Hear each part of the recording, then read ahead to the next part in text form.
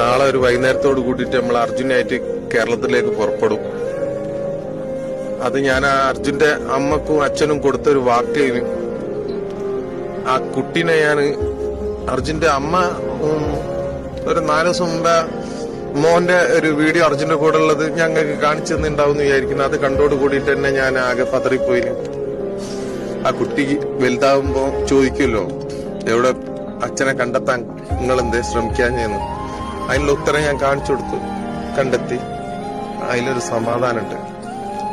എല്ലാരും ഒരു ഒരു ഒരു ഒരു പ്രശ്നം ഉണ്ടാവുമ്പോ കൂടെ നിൽക്കുക. ഒരു പ്രശ്നത്തില് കൈ ഒയ്യരുത് ആരോ.